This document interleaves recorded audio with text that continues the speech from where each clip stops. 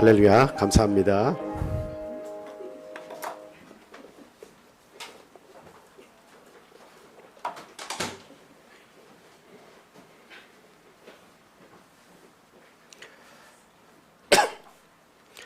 예수 그리스도 이름으로 하나님 말씀 전하겠습니다.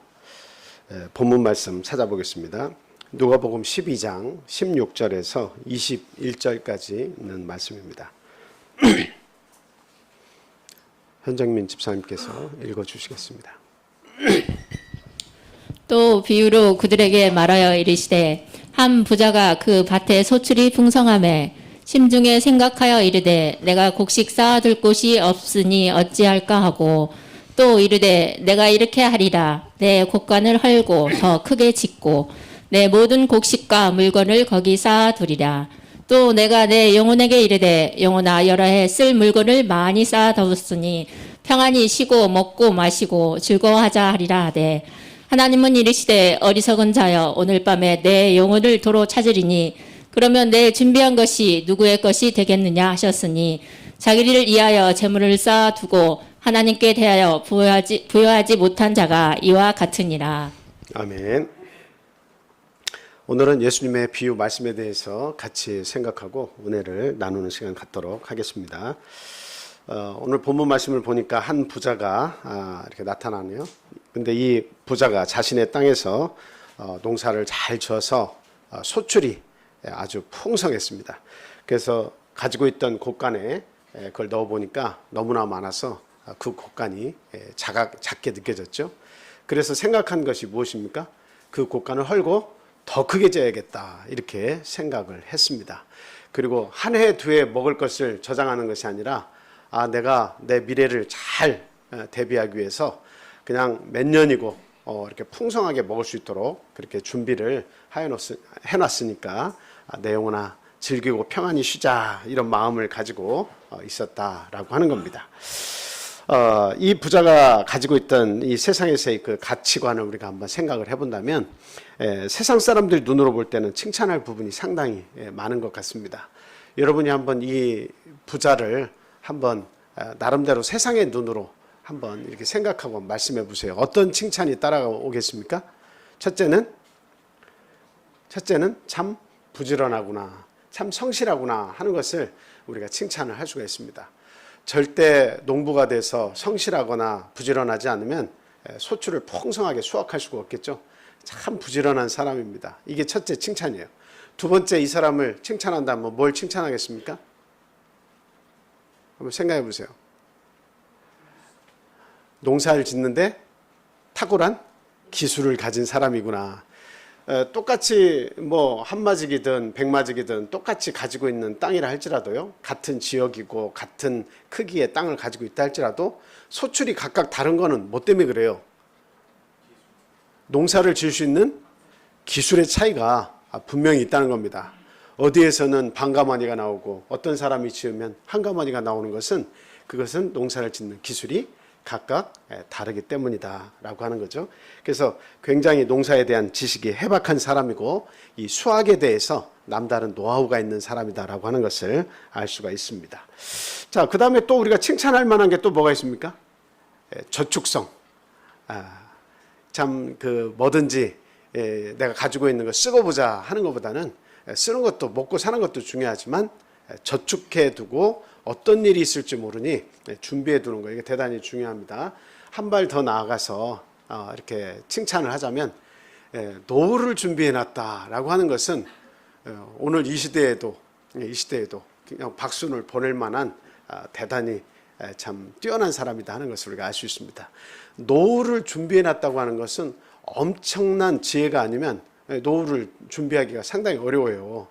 그래서 나의 1년, 2년이 아니라 내가 죽을 때까지의 그 삶을 준비해 놓고 내 아내와 또 내 남편과 또 내 자녀들 그 미래를 준비를 탄탄히 해놨다라고 하는 것은 살아있는 동안에 그걸 준비해 놓고 산다는 것은 이건 대단한 지혜고 대단히 칭찬받을 만하다라고 하는 것을 우리가 생각할 수가 있겠습니다. 그래서 지금까지는 우리가 볼 때 참 성공적인 삶을 살았다. 이 부자는 성공적인 삶을 살았다. 이런 시각으로 보여집니다. 그런데 마지막에 가서 하나님께서 이 부자에 대해서 마지막 일침을 놓으십니다. 뭐라고 얘기하고 있습니까? 첫 번째 그에 대해서 칭찬을 하시는 게 아니라 앞에 딱 나오는 첫 마디가 뭐예요? 어리석은 자여라고 이야기하고 있습니다. 세상의 눈으로 볼 때는 박수받아 마땅한 사람인데 굉장히 근면성실하고 노력하고 미래를 철저히 준비한 노후를 준비하는 그런 사람인데 하나님께서는 그 부자를 생각하실 때 어떻게 말씀하신다고요? 어리석은 자여라고 이야기하고 있다라고 합니다.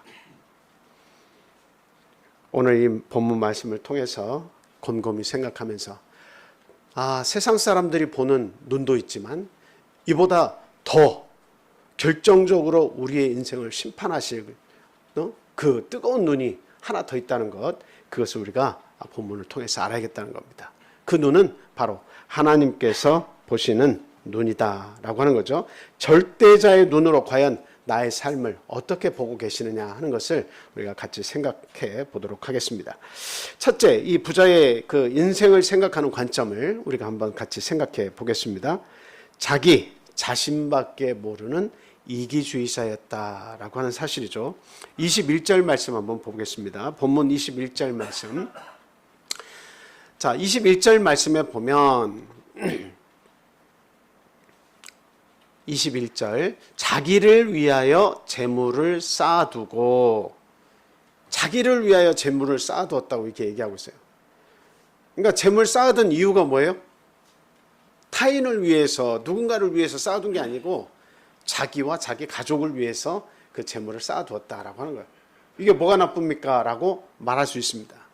이거 왜 나쁜 거예요? 나와 내 가족을 위해서 쓰는 거, 준비하는 거, 이게 정말 중요한 것인데 이것이 왜 나쁩니까? 라고 말할 수 있습니다. 그런데 이 본문의 말씀을 쭉 읽어보시면 내가 이런 단어들이 6번 반복이 돼요. 거기서 타인을 위하거나 하나님을 위하거나 이런 이야기는 하나도 나오지 않아요. 그러니까 오로지 어디에 그 인생이 초점이 맞춰져 있는 거예요? 다 나에게 초점이 맞춰져 있다라고 하는 겁니다. 오직 나를 위해서 살아가는 사람이에요. 내 생각을 위해서 살아가는 사람이에요. 내 생각이 안 맞으면 모든 것이 다 틀려. 그러니까 나 중심적인 사고를 가지고 있어서 나는 항상 그래도 오른쪽에서 살아온 사람인데, 나는 최선을 다해서 산 사람인데 왜 잘못됐느냐 이렇게 말할 그런 사람이라는 거죠. 요즘에 민주주의가 발달하면서 개인주의를 가지고 있다가, 개인주의라고 하는 것은 나 개인이 타인에게도 어떤 피해도 끼치지 않고 또 타인으로부터 어떤 그 피해도 받지 않으려고 하는 그런 사람들을 개인주의라고 하는데, 근데 이 개인주의도 잘 발달하면 어때요? 남을 도우면서도 얼마든지 그 개인주의를 지켜나갈 수가 있습니다. 근데 거기에서 타인과 나는 아예 고리를 끊고 사는 그런 사람들이 이제 나타나기 시작했죠. 예, 이런 사람들은 나 혼자 잘 먹고 잘 살면 됐지 남의 생명이 뭐가 중요하며 남을 돕는 것이 뭐가 그렇게 중요하냐. 내가 그를 돕다가 그를 섬기다가 내 삶이 망가지면 내가 무슨 소용이 있느냐라고 생각을 하면서 타인과의 일절의 교감을 형성하지 않으려고 하는 것이 이게 이기주의입니다. 그래서 이 부자는 자신을 위하여 재물을 모았다라고 하는 이 말씀을 통해서 알듯이 자기 자신만을 배불리려고 한 데에 중점을 둔 그 인생관을 가지고 있었다라고 하는 거예요. 그 다음에 이제 또 한 가지는 하나님의 은혜를 알지 못했다라고 하는 거죠. 우리들이 그 농작물, 특히 이제 농작물이라든가 아니면 바다에서의 물고기를 이렇게 그 낚고 잡는 그런 일들을 통해서 보면 그 모든 것이 누구의 은혜냐 이걸 꼭 생각해 봐야 됩니다. 누구의 은혜냐. 우리가 열심히 내 몸을 이렇게 힘들게 움직여 가지고 재화를 버는데 이거 내가 노력해서 버는 것이지 거기에 하나님의 은혜가 어디 있고 하나님이 거기에 개입하신 것이 무엇이냐라고 생각하는 사람들이 의외로 굉장히 많습니다. 근데 하나님께서 관여하시지 않으면 이 바다는 아주 생지옥으로 변해버립니다. 하나님께서 태풍을 보내시지 않고 만약에 바닷물을 흉룡하게 만들어서 거친 파도를 만들거나 지진을 만들어서 쓰나미를 일게 하거나 이런 일들을 하시지 않으면 이 바다는 이렇게 전체적으로 살아남을 수가 없어요. 그러니까 하나님께서 항상 태풍도 때가 되면 보내시고 그 다음에 바닷물도 한번 흔들어 가지고 아래에 쌓인 부유물을 위로 올라오게 해서 이것저것 다 섞여 가지고 죽일 것은 죽이게 하시고 살 것은 살게 하셔가지고 이 바닷물의 생태계를 다시금 활기차게 만들어 놓으시는 거예요. 공기며 기온이며 그 다음에 이 물속의 땅의 지질 이런 모든 것들을 하나님께서 어떻게 해요? 매년 그것을 우리가 눈으로 볼 때 갈아엎고 뭐 하는 것은 아니지만 어때요? 보이지 않는 가운데 놀라운 역사로 그 모든 것을 새롭게 만들어 놓으신다라고 하는 거예요. 그래서 우리가 농부가 땀방울을 흘려가지고 그 여름날 생고생을 해가면서 그 농작물을 잘 돌봤기 때문에 그 소출이 풍성한 것이 아니냐 이렇게 생각을 할 수 있겠지만 그러나 하나님께서 적정한 온도를 주시지 않으면 하나님께서 해를 구름으로 가려서 나타나게 하시지 않으면 그런 시간이 많아지면 어떻게 되겠느냐 하는 거예요. 갑자기 추위를 주어가지고 모든 사람이 노력한 그 결과를 얼어붙게 만들면 그 사람의 농사는 다 누구의 것이 되겠습니까? 그 결과가 무엇이겠습니까? 그렇죠? 그래서 결과적으로 내가 물고기를 많이 잡는 것, 또 소출이 농작물을 통해서 많이 얻는 것, 이런 것들은 다 누구의 은혜라고 말할 수 있습니까? 이것은 조물주의 은혜, 하나님의 은혜라고 말할 수 있을 겁니다. 그런데 하나님의 은혜로 농사가 잘 된 것을 지금 이 농부는 전혀 감사하다는 표현을 하고 있지 않다라고 하는 겁니다. 그냥 오로지 그냥 풍성해지니까 어때요? 곡간을 헐고 크게 짓자. 그리고 여러 해 쓸 물건을 곡간에 쌓아두고 평안히 누리자라고 하는 데에 자기의 삶에 초점을 두고 있지 거기에 하나님이 들어올 틈이 하나도 없더라라고 하는 거예요. 하나님께 감사하고 이런 수확에 있어서 절대자의 그 은혜가 얼마나 큰지 거기에 대해서는 노래하고 감사하지 않고 있다라고 하는 거예요. 하나님의 햇빛, 온도, 비, 땅의 지질 이런 것들을 관여하심을 통해서 풍성한 소출이 있었음에도 불구하고 감사하다는 말 한마디가 없는 것이 이 농부의 패착이었다라고 하는 것을 우리가 또 볼 수 있습니다. 또 하나는 또 무엇입니까? 주변의 가난한 이웃을 돌아보지 않았다라고 하는 것을 우리가 생각해 볼 수 있어요. 21절 뒷부분에 본문 21절 뒷부분에 가면 자, 본문 21절 뒷부분에 어떤 말씀이 있습니까? 자기를 위하여 재물을 쌓아두고 그 다음 뭐예요? 하나님께 대하여 부여하지 못한 자가 이와 같다. 하나님께 대하여 부여하지 못한 자. 이거 뭘 얘기할까요? 하나님께 대해서 나는 부여하지 못하다. 뭔 말이에요? 하나님이 항상 우리에게 주시는 말씀 가운데 크고 첫째 되는 계명, 크고 둘째 되는 계명이 있습니다. 그게 우리 인생을 이 땅에 보내신 목적과도 같은 거예요. 그게 뭐죠? 첫째 되는 계명이 뭐라고 그랬어요? 하나님을 사랑하라고 그러는데 어떻게 사랑해요? 마음을 다하고, 목숨을 다하고, 뜻을 다하고, 힘을 다하여 주 너희 하나님을 사랑하라.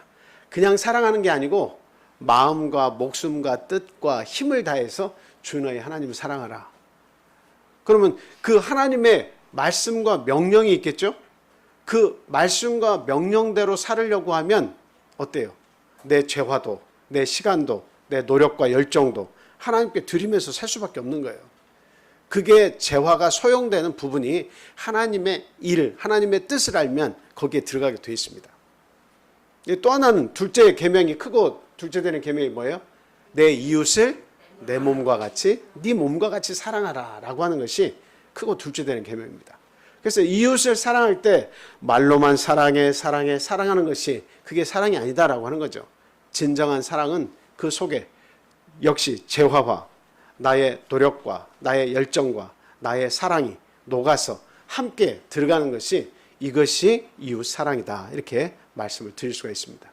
그래서 결론적으로 하나님에 대해서 부여치 못하다라고 하는 것은 재물을 다 가지고 있으면서 자기를 위해서는 쓸 줄 알지만 하나님의 뜻을 위해서는 쓸 줄 모른다라고 하는 거예요. 마태복음 19장의 부자 청년 이야기를 우리는 너무나 많이 읽어서 잘 알고 있습니다.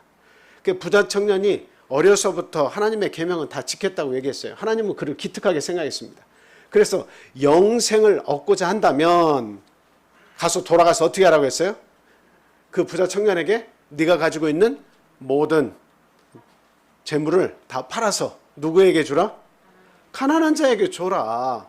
가난한 자에게 줘라. 네가 영생을 정말 네 일생일대 목표로 생각하고 정말 영원한 생명을 얻길 원하거든. 가난한 자들에게 주라. 그러면 하늘에서 너에게 보화가 있으리라. 하나님 섬기는 것과 이웃 섬기는 것은 하나님의 일이에요. 하나님의 일이에요. 그래서 하나님께 대해서 부요치 못한 자, 이 부자 청년은 자기에게 재산이 많은 거로 근심하면서 예수님 곁을 떠났다라고 이야기를 하고 있습니다.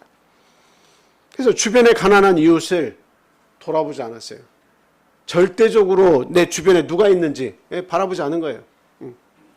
여러분이 부자와 나사로 이야기도 잘 알지만 그 부자가 음부에 떨어져서 죽어서 음부에 갔죠. 음부에 떨어져서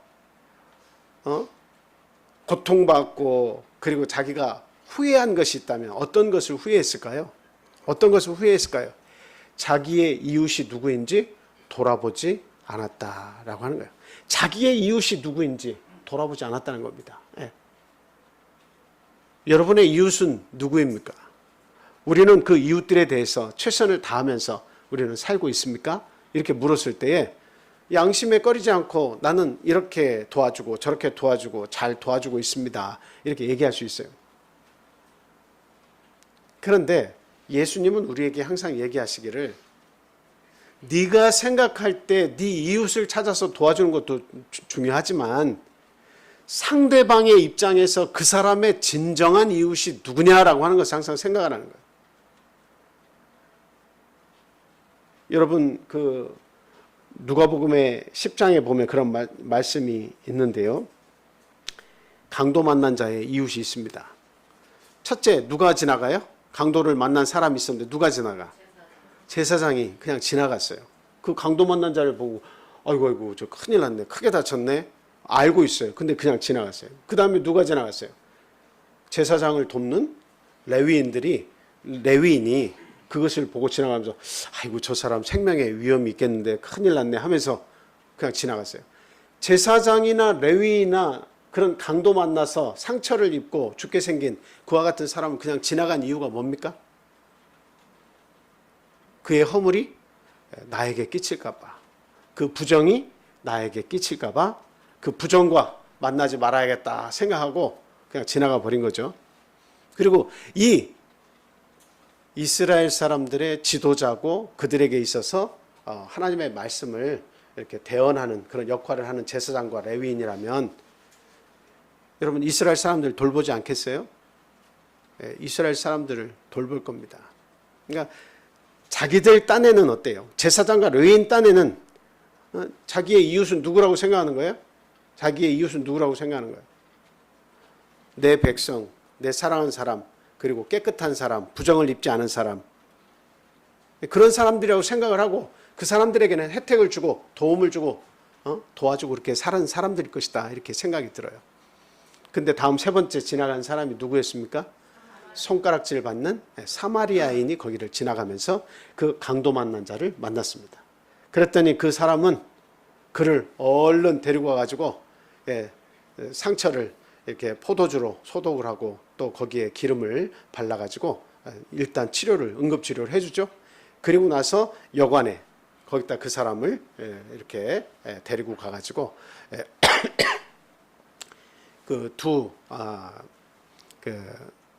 이틀의 품삯을 거기에다 주고 돈이 모자라면 다시 돌아오는 길에 돈을 더 주겠다 이렇게 약속을 하고 떠나죠.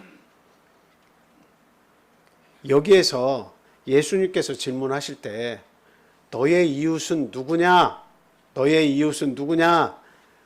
이렇게 물으신다면 여러분 누구라고 대답하실 거예요? 여러분의 이웃은 누구냐라고 하면 여러분 거기서 뭐라고 대답하실 거예요?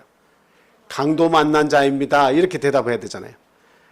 맞잖아요. 여러분의 이웃은 누구냐 하면 우리나라 사람만이 아니라 강도 만나고 그리고 다른 나라 사람이라 할지라도 강도 만난 자입니다. 내 이웃입니다. 이렇게 말해야 되잖아요.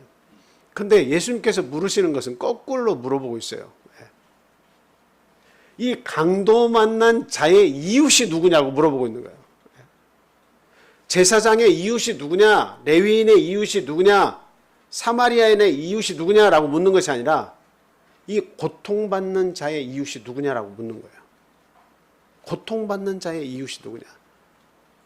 우리의 눈으로는 내가 볼 때 내 같은 백성이고 나의 도움을 이렇게 내가 줄 수 있는 나와 핏줄이 같거나 또 연관성이 있거나 혈연, 지연, 학연 이런 것들이 있어서 내가 그 사람들 도와주고 그리고 또 이렇게 TV에서 나오는 여러 단체들에게 내가 도움을 주고 있으면 내가 최선을 다한 거야.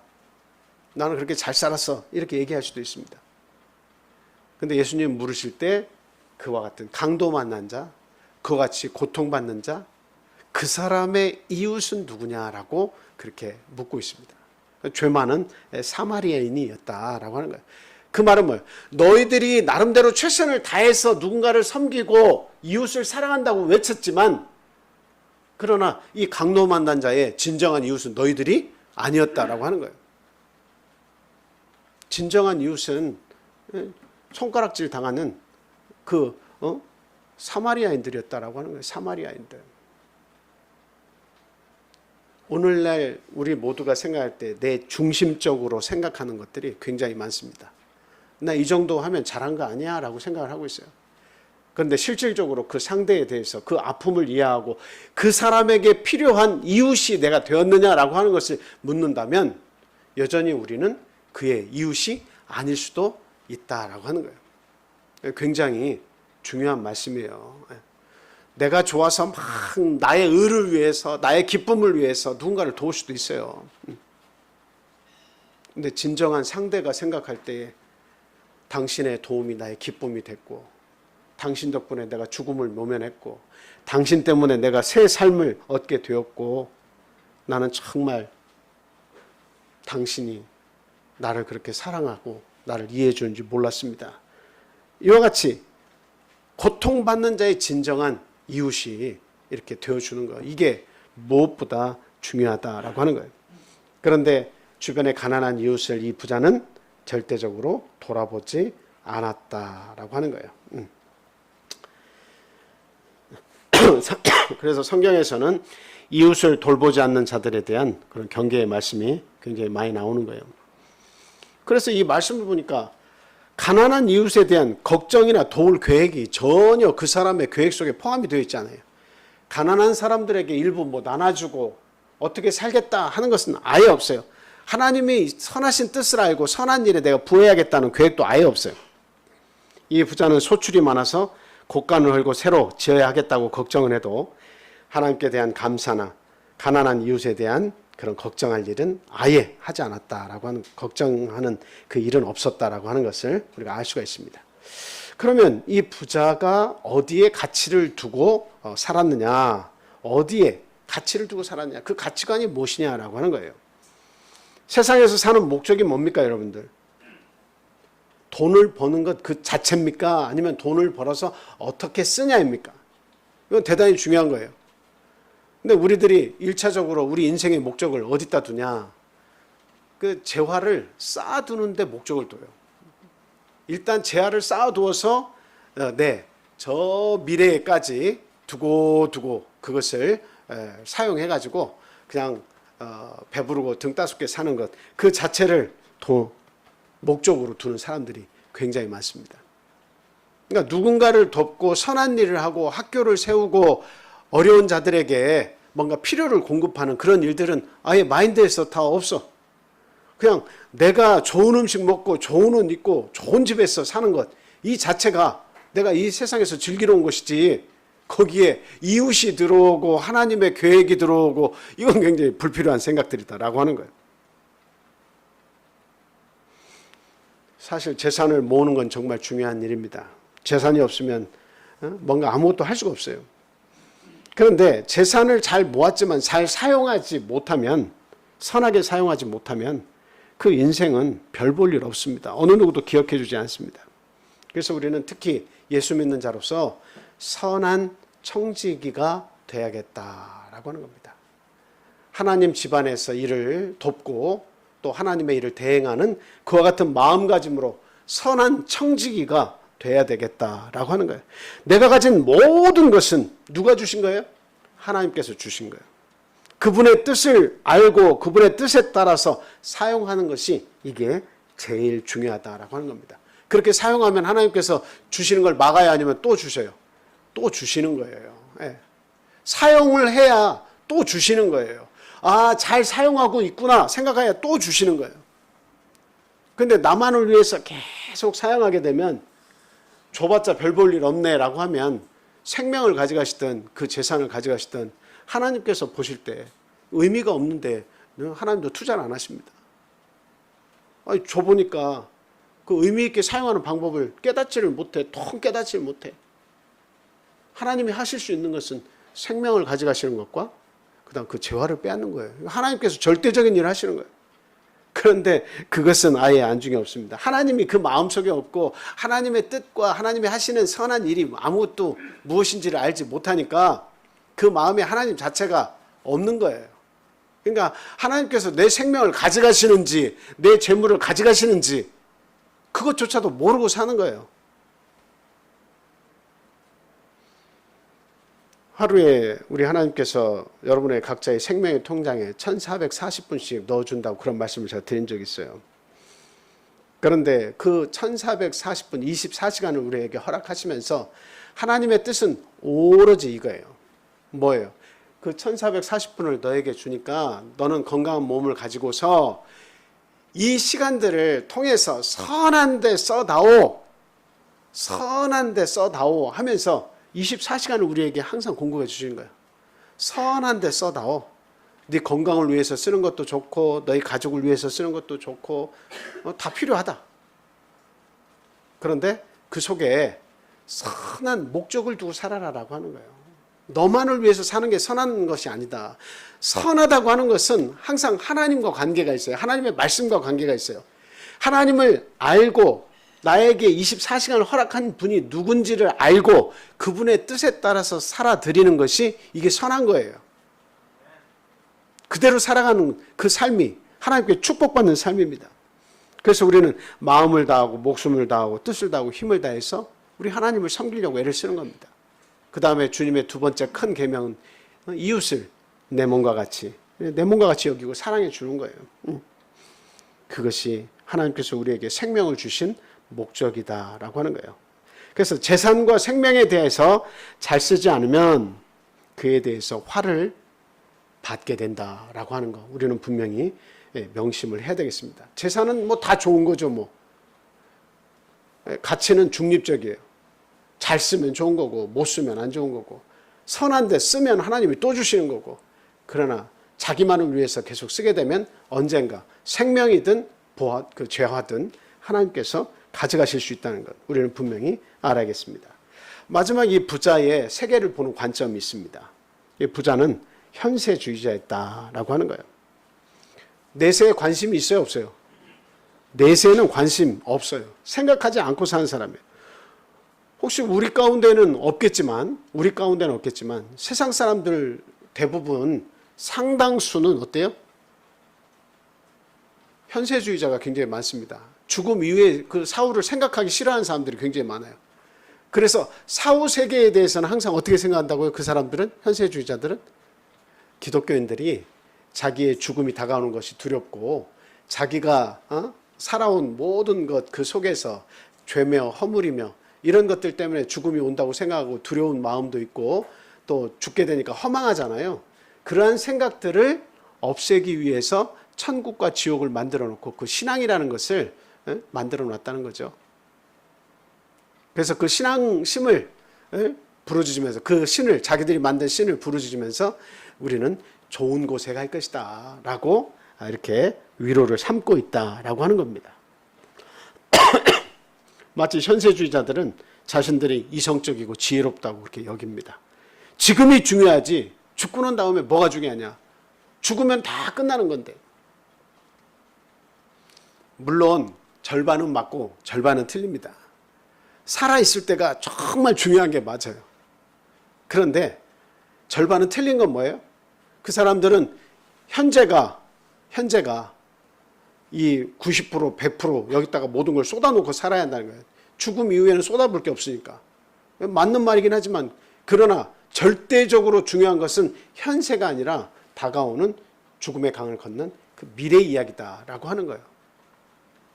우리들이 부모님을 섬길 때, 살아계실 때 섬기는 게 중요한 거지, 그분 떠나고 돌아가시고 나면 그 무슨 소용이 있습니까? 그 현재에 잘해드리는 게 중요한 게 맞아요. 그런데 내세관이 없으면 그 사람은 망한 거예요. 죽음 이후의 세상에 대해서 관심도 없고 생각도 안 하고 준비도 안 한 사람처럼 어리석은 사람은 없다라고 하는 거예요. 그래서 본인은 참 이성적이고 나는 열심히 살았고 사람들에게 박수 받을 사람이다, 나는 내 미래를 너무나 철저히 잘 준비해둔 사람이야 라고 스스로를 자기가 인정하고 기뻐했지만, 그러나 예수님 보실 때는 가장 어리석고 안타까운 사람이었다라고 하는 거예요. 또 한 가지는 자기 죽음에 대해서 깊은 고민이 없는 사람이었다라고 하는 겁니다. 자기 죽음에 대해서 고민이 없는 사람. 우리가 이 세상을 살아가는 것, 열심히 살아가고 건강을 지키는 것 대단히 중요하지만 언젠가 한 번은 이 죽음을 경험해야 되잖아요. 죽음이 오고야 말잖아요. 그러니까 나에게 죽음이 온다는 것을 생각하면서 그 죽음의 의미에 대해서 고민을 해봐야 됩니다.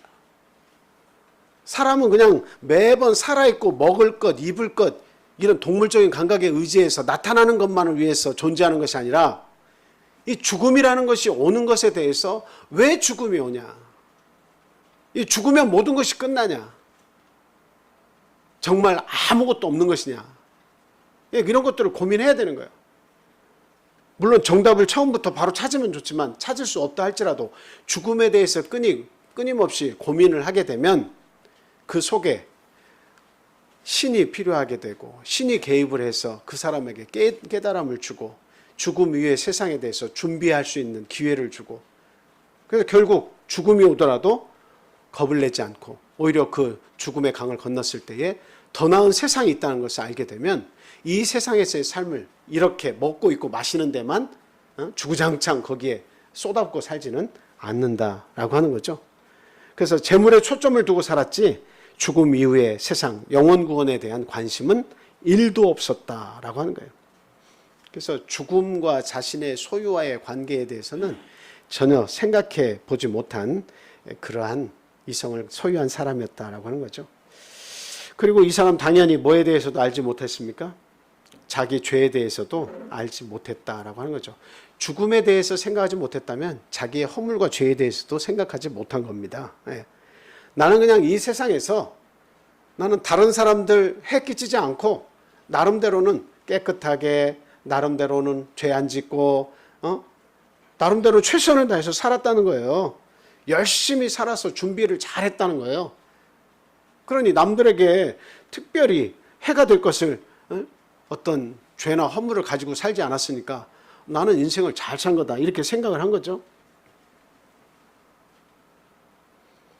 자신의 모든 것을 현명하게 생각하고 이를 지혜롭게 처리하는 그런 사람으로 자신을 평가했다라고 하는 거예요. 자신의 어떤 허물과 죄가 무엇인지, 나에게는 무엇이 부족한 것인지에 관해서는 전혀 생각지 않은 거예요. 이게 문제입니다. 하나님을 알지 못하고 주변의 이웃을 섬길 줄 모르고 자신만 아는 이기주의적인 삶을 살았다라고 하는 것을 예수님은 단적으로 지적을 하고 계신 것이다. 이렇게 말씀을 드릴 수 있습니다. 오늘날 저희들이 살아오면서 우리들 스스로가 나는 이 정도면 잘 산 거 아니야? 이 정도면 최선을 다해서 산 거 아니야? 라고 생각하고 우리 스스로를 판단할 때가 많이 있습니다. 과연 우리는 내 죽음에 대해서 생각을 하면서 살고 있습니까? 오늘 하나님께서 내가 오늘 저녁 잠자리에 들 때에 하나님께서 내 생명을 가져가시면 나의 계획은 다 수포로 돌아간다라고 하는 걸 생각하면서 사시는 거예요. 오늘 저녁 내 생명을 거두어 가시면 나의 계획이며 내가 공들여 쌓아온 모든 탑들이 이게 속절없이 다 무너져 버린다는 것 생각하면서 사시느냐는 거죠. 이 생각 없이 사는 것은 이것은 참으로 믿는 자로서 부끄러운 일입니다. 그래서 우리는 항상 죽음이 꼭 두려워서 생각하라는 것이 아니라 죽음이라는 것이 있다는 것은 죄와 허물의 문제를 해결받아야 한다는 것이고 내가 예수님을 우리의 구주로 믿어서 그 모든 문제를 해결했을 때 나의 이 미래, 죽음을 통해서 나타난 내 미래는 너무도 은혜롭고 너무도 감사한 일이다라고 하는 것을 알 수 있게 되는 거예요. 그래서 우리는 지금 살아가는 이 시간이 하나님 안에서 얼마나 복된 시간을 살아가는 줄 몰라요. 예수님을 알고 믿고 구주로 믿고 살아가는 이 시간은 너무도 복된 시간이에요. 근데 하나님을 알지 못하고 이해하지 못하고 알려고도 하지 않는 사람들은 이 시간이 죽음을 향해서만 계속 달려가는 거예요. 먹고 마시자, 즐겁자, 평안히 누리자, 내 미래를 준비해뒀으니 죽을 때까지 아무 염려 없네. 다 준비해 놓은 것 같죠. 근데 죽음 이후 세상은 아무것도 준비된 게 없어요. 죽음을 향해 달려가면서 그 죽음 이후의 세상에 대해서는 어떤 준비도 해놓지 않고 잘 살았다고만 생각하는 게 얼마나 큰 오만이며 착각이냐라고 하는 겁니다. 예수 그리스도를 내 안에 모셔드려서 그를 인정하는 저와 여러분이 되시기 바랍니다. 그 하나님께서 우리에게 복을 주시고 우리에게 재화를 주시고 어떻게 사는 것이 선한 뜻을 가지고 사는 것인지 우리에게 본문을 통해서 말씀을 해주고 있다는 겁니다. 지혜롭지 못한 자, 이 어리석은 부자와 같이 그 재물에 초점을 맞추고 사는 인생이 가장 나약하고 불쌍한 인생임을 분명히 알아야겠습니다. 야고보서 4장 13절에서 17절 말씀 한번 보겠습니다. 야고보서 4장 13절에서 17절 다 같이 읽겠습니다. 시작. 들으라, 너희 중에 말하기를 오늘이나 내일이나 우리가 어떤 도시에 가서 거기서 1년을 머물며 장사하여 이익을 보리라 하는 자들아, 내일 일을 너희가 알지 못하는도다. 너희 생명이 무엇이냐? 너희는 잠깐 보이다가 없어지는 안개니라. 너희가 도리어 말하기를 주의 뜻이면 우리가 살기도 하고 이것이니 저것을 하리라 할 것이거늘 이제도 너희가 허탄한 자랑을 하니 그러한 자랑은 다 악한 것이라. 그러므로 사람이 선을 행할 줄 알고도 행하지 아니하면 죄니라. 아멘. 이 말씀의 핵심은 뭡니까?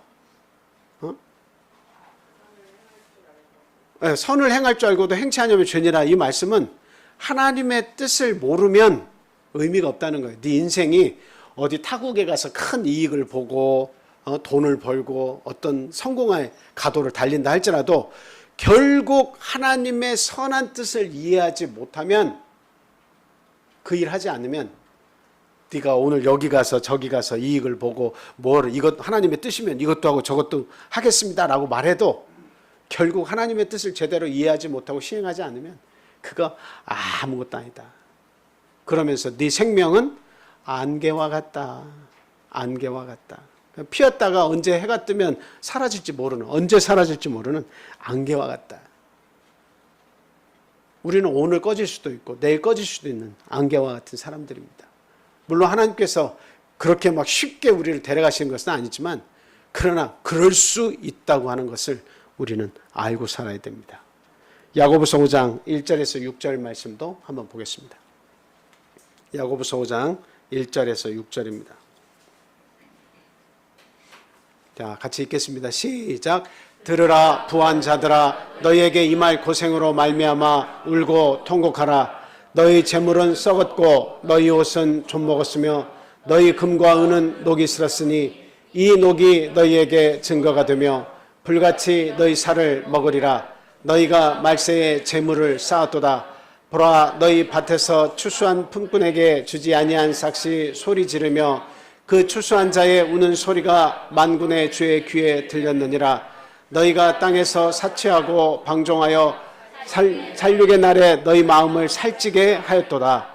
너희는 의인을 정죄하고 죽었으나 그는 너희에게 대항하지 아니하였느니라.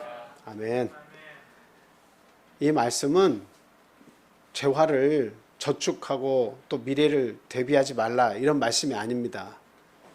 그럼 어떤 말씀입니까? 인생의 목적 자체가 재화를 쌓아두는 데에 인생의 목적을 두어서는 안 된다는 이야기예요. 그래서 아니 하나님의 심판의 날이 다가오고 있는데 그냥 돈을 쌓는 데만 계속 네 인생의 목적을 거기다 두고 살아가냐? 마지막 날에 그거 아무 소용없는데. 제가요 며칠 전에 그 세상에 이런 일이 이렇게 뭘 하나를 봤어요. 근데 거기에 어떤 내용이 나왔냐면 한 할머니께서 이렇게 나이를 이렇게 91세인가 하여튼 굉장히 연세가 많으신 할머니예요. 근데 그분이 젊으셨을 때부터 뜻이 있었는데 그게 뭐냐면 그 박물관을 만드는 것이 당신의 뜻이었다고 이야기합니다. 근데 당신의 뜻이었는데 그 젊어서부터 한 4, 50년을 물건을 모은 거예요. 물건을 모은데 옛날 물건들 그런 것들만 모아뒀는데 당신의 아파트가 70평인데 거기에 꽉 찼어. 그냥 아주 통로가 없을 정도로 좁게 살아. 그리고 또 당신의 그 저택이 있어요. 아주 잘 지어놓은 저택인데 거기로 안내하고 보니까 그 안에는 그냥 막 장롱이며 뭐며 옛날 아주 귀한 그런 미닫이 뭐라고 그래요 그 선반 같은 거 뭐 이런 것들 그리고 또 이런 자기 같은 거 이런 것들이 그냥 막 꽉 차 있어요. 그 넓은 집에. 그래서 그 가격을 감정하는 그분을 모셔다가 감정을 하는데 요만한 그 물건을 넣는 그런 그 이름을 잘 모르겠네요. 그 물건을 넣는 그런 것들이 하나 가격이 1억 정도 된대. 그런 것들이 막 쫙 벽에 막 쌓여 있어요. 근데 이런 게 하나 1억이야. 그 사람이 그 할머니에게 할머니 요거 하나만 더 주시면 안 돼요? 이렇게 물었더니 절대 못 줘. 만약에 자꾸 달라고 하면 내가 이걸 다른 데 또 숨겨야 되잖아. 이렇게 얘기하십니다. 물론 제가 그 할머니의 삶을 모릅니다. 폄훼하고 싶지도 않고. 그런데 이 할머니는 내일 모레면 하나님께서 그 생명을 취하셔야 돼요. 그 죽음이 곧 다가오고 있어요.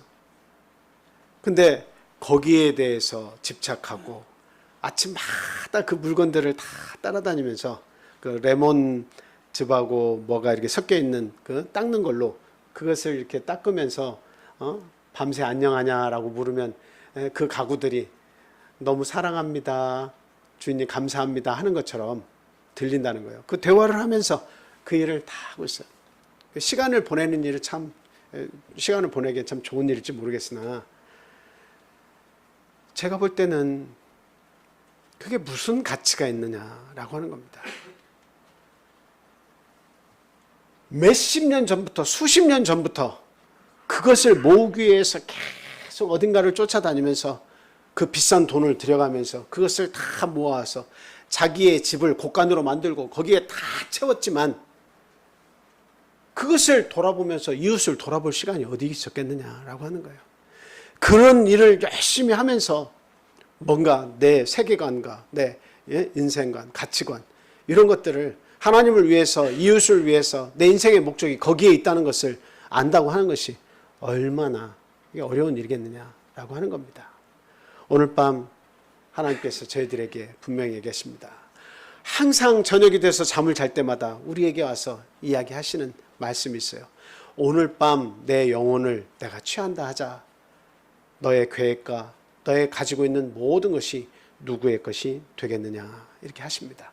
저와 우리 사랑하는 성도 여러분, 정말 나에게 남은 인생이 얼마 남아있는지는 모르지만 하나님의 선한 사업에 부유한 자가 되시기를 원합니다. 내 이웃을 돌아보고 그리고 우리 교회의 형편을 돌아보고 그리고 하나님의 거룩하신 뜻을 쫓아 열심히 살아가는 저와 여러분이 다 되주시기를 예수님의 이름으로 축원을 드립니다. 우리 함께 기도하겠습니다. 할렐루야. 사랑과 은혜가 충만하신 주 예수님의 이름으로 기도합니다. 저희를 위해서 십자가를 대신 져주시고 모든 죄와 허물을 저희에게서 거두어 가시고 죄와 사망의 더럽고 무서운 그 늪에서 저희들을 건져주시고 온전한 자유를 누리게 하시며 하늘나라의 영원한 소망을 저에게 품게 하시니 진심으로 감사를 드립니다. 저희의 어리석음과 저희 세상에 대한 욕심을 끊을 수 없어서 항상 다고 하면서 나의 욕심을 채우기에 여념이 없는 우리들의 삶을 돌아볼 때 한없이 하나님 앞에서 부끄러움을 금치 못합니다. 하나님, 저희의 허물과 죄를 용서해 주시옵소서. 당신의 십자가의 은혜로 저희들의 죄악된 마음을 녹여주시고 온전히 살아도 주를 위해 살고 죽어도 주를 위해 죽나니 우리가 사나 죽으나 주님의 것이로다 라고 하는 그 믿음을 꼭 가지고 살게 하여 주시옵소서. 한 번 죽는 것은 사람에게 정하신 것이요 그 후에는 반드시 심판이 있다고 하는 사실을 저희들 깨닫게 하여 주시옵소서. 두려운 마음으로 하나님의 말씀을 받고 깨어 있어서 주님과 함께 동행하며 교회를 위하고 성도를 위하고 우리의 이웃을 위해 살아가는 아름다운 삶을 살 수 있도록 하나님 저에게 믿음 허락하여 주시옵소서. 하나님, 이 귀한 하나님의 말씀을 이 거룩한 안식일에 저희에게 선물로 주신 줄 압니다. 하나님, 너무나 큰 욕심 가지고 살지 않도록 해주시옵소서. 저희의 인생의 목적이 재물에 있지 않다는 것을 알게 하시고 온전히 하나님의 선한 사업과 하늘나라의 구원에 우리의 인생의 목적이 있다는 것을 분명히 알고 하나님을 위해 내 목숨, 내 생명, 뜻 이것을 다 해서 하나님을 섬기고 그리고 내 주변에 있는 이웃을 내 몸과 같이 사랑할 수 있는 그런 거룩한 마음을 저희들에게 허락해 주시옵소서. 하나님, 이 시간에도 말씀을 얻지 못해서 고통받고 있는 우리 사랑하는 가족들이 있습니까? 하나님, 영의 가족들 그리고 하나님을 알지 못해서 그 구원에 도달하지 못한 수많은 우리의 육신의 가족들과 이웃들, 하나님 그 영혼들 불쌍히 여겨 주시옵소서. 하나님 곁으로 인도해 주셔서 하나님 사랑이 무엇인지를 깨닫고 하나님의 구원의 풍성함을 알게 하시고 그 안에서 그 모든 복을 같이 누릴 수 있도록 주님 은혜 베풀어 주시옵소서. 하나님, 육신의 고통과 또는 정신적인 고통과 여러 가지 허물 때문에 겪는 그러한 고통이 있습니까? 이런 모든 고통에서 우리 예수님이 십자가를 지었사오니 그 모든 십자가에 나의 허물을 거기다가 맡기고 온전한 주님이 주시는 평안과 기쁨을 누릴 수 있도록 주님 도와주시고 항상 은혜의 말씀, 생명의 말씀을 사모하며 살아가는 우리 참빛교회 성도님들 다 되게 주님 도와주시옵소서. 지금 우크라이나 러시아 간 전쟁을 통해서 너무도 많은 생명들이 죽어가고 있습니다. 하나님, 그들 그 전쟁 속에서 죽어가는 많은 사람과 그 가족들을 생각할 때 너무도 마음이 아픕니다. 하나님, 진노 중에라도 하나님의 그 사랑을 하나님 그들에게 참 깨우쳐서 알게 하시고 하루빨리 그 전쟁이 종식이 되어서 그 모든 것이 하나님의 뜻 안에서 선하게 역사하실 수 있도록 주님 도와주시옵소서. 또한 이 나라 이 민족이 참 여러 가지 전체주의 공산주의와 대립해서 지금 존립의 위태로움을 알리고 있습니다. 하나님, 우리 백성들이 둘로 나누어지지 않고 하나가 되어서 그 정치가들 또한 하나님을 두려워하는 마음으로 이 나라를 잘 섬겨서 정말 강국으로 만들어 주시고 사회와 모든 국가가 질서를 잡아가고 온전히 평안 속에서 하나님을 잘 섬길 수 있는 그와 같은 나라가 되도록 주님 또한 인도해 주시기만을 간절히 원합니다. 이곳을 떠나 있는 우리 사랑하는 가족들, 또 멀리 떠나 있는 우리의 육신의 부모님들과 가족들, 하나님 그들이 어디 있든지 하나님 동일한 사랑으로 그들과 함께 해주셔서 구원에 이를 수 있는 길을 깨우쳐 주시고, 그리고 항상 눈동자같이 보호하시고 인도해 주시기만을 간절히 원하옵니다. 예수 그리스도의 이름으로 감사하며 기도합니다. 아멘. 다 같이 찬송하겠습니다.